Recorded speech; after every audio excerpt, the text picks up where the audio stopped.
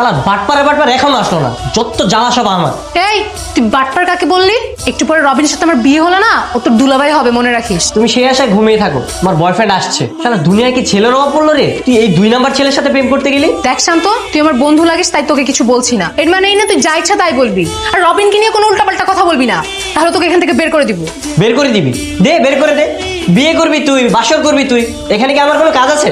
কি করব, সাক্ষী দেওয়ার জন্য তার কাউকে পাইনি, তাই তোকে এখানে নিয়ে এসেছি, নাহলে তোকে নিয়ে আসি? তাই বলে এই হোটেল রুমে? তুই জানিস হোটেল রুমে পুলিশ তল্লাশি করে, যদি পুলিশ এসে পড়ে তখন কি হবে? কি হবে? আমরা কি এখানে খারাপ কিছু করতে এসেছি নাকি? আর তাছাড়া বাইরে যদি দাঁড়িয়ে ওয়েট করতাম, তাহলে বাবা বা বাবার পরিচিত কেউ যদি দেখে ফেলতো, তাহলে তো অনেক ঝামেলা হয়ে যেত। এখন যদি কোনো পুলিশ চলে আসে তখন কি তাকে বিশ্বাস করাতে পারবি এখানে আমরা কিছু করতে আসিনি? মনে হয় রবিন আসছে। দাঁড়া, দেখছি। পুলিশ আসছে, পুলিশ। কি বলিস? এখন কি হবে? কি হবে মানে? তুই না বললি পুলিশ আসলে তুই কথা বলবি? যা, এবার তোর মামাদের সাথে কথা বল, যা। তুই পালা এখান থেকে তাড়াতাড়ি। পালিয়ে যাবো মানে? রুমের মধ্যে তো একটাই মাত্র দরজা, কই পালাবো? ভিতরে কে আছেন? দরজা খোলেন। অনেক গাধা, তুই খাটের নিচে লুকিয়ে থাক। আর শোন, এই একদম মরা মানুষের মতো থাকবি, আমি গিয়ে দরজা খুলছি। দরজা খুলতে দেরি করলেন কেন? আপনি কার সঙ্গে আসছেন? একা এসেছি পরনে বিয়ের শাড়ি কেন? স্যার, হানিমুনে আসছি। হানিমুনে আসছেন একা একা? রুমটা ভালো করে তল্লাশি করো। স্যার কেউ নাই স্যার, সত্যি কথা বলতেছি। আপনি চুপ থাকেন, আমাদের কাজ আমাদেরকে করতে দেন। স্যার, পাইছি স্যার। এই, একদম কথা বলা যাবে না, নড়াচড়া করা যাবে না। নড়াচড়া করলে কিন্তু একদম গুলি করে দেবো। স্যার আমরা তো বিয়ে করতে এসেছি। বিয়ে করতে আসছেন ভালো কথা, কাজী অফিস তো নিচে, এই হোটেলের নিচে কাজী অফিস, তো সেখানে না গিয়ে আপনারা হোটেলে কেন আসছেন শান্ত মিয়া? আসলে স্যার, যে বিয়ে করবে সে এখন আসেনি তো, তাই আমরা অপেক্ষা করছিলাম। মানে আমার সামনে দেন তো 2 জন পাত্র পাত্রী দাঁড়ায় আছে, আসলে স্যার কোনো কথা হবে না, একদম কোনো কথা হবে না। এখন আপনারা কাজী অফিসে যাবেন, এই বিল্ডিংয়ের নিচে কাজী অফিস, সেখানে যাবেন, আপনাদের 2 জনের বিয়ে পড়ায় দিব, তারপর আপনাদের কাজ শেষ। বিয়ে তো হয়ে গেছে, প্রায় ঘন্টাখানিক হয়ে গেছে, আপনার লেখালেখিতে এত সময় লাগতেছে কেন? না আসলেই ভালো হতো। এত কথা কি? স্বামী স্ত্রী হিসাবে যাতে ভালো থাকো, সুস্থ থাকো, সেই দোয়াই করি। আর কোনো ধরনের সমস্যা হলে সাথে সাথে আমার জানাবা, যেহেতু আমি তোমাকে উকিল বাপ। হ্যাঁ, আসছে সব সমস্যা নিজে সৃষ্টি করে, এখন আসছে সমস্যা হলে জানাবা। ফাঁসি।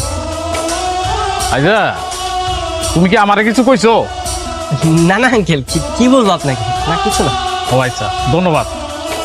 তাইলে আমরা আসি। হে আল্লাহ, এ কি হয়ে গেল আমার সাথে? এই শেষমেশ এই বান্ধবীকে বিয়ে করতে হলো।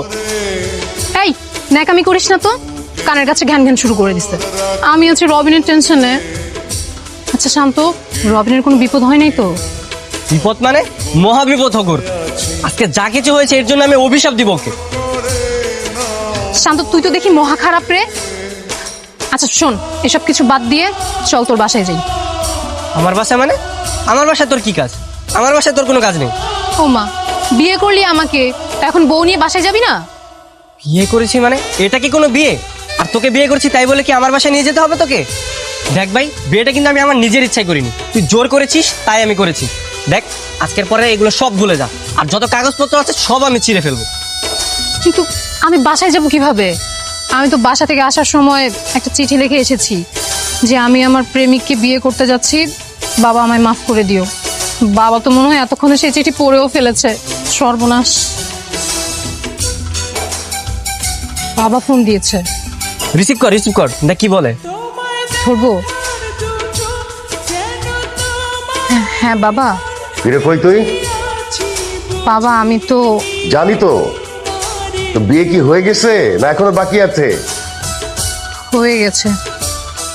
যা হবার হয়ে গেছে, জামাইকে নিয়ে বাসায়, আর মানুষের কাছে জানাজানি হবার আগে বাসায় ফিরে আয়। ওকে নিয়ে আসবো? তো তুই তো চিঠিতে লিখে গেছিস যে ওকে ছাড়া তুই বাঁচবি না, তা এখন তুই ওকে ছাড়া আসতে চাস? আচ্ছা বাবা, ঠিক আছে আমরা আসছি।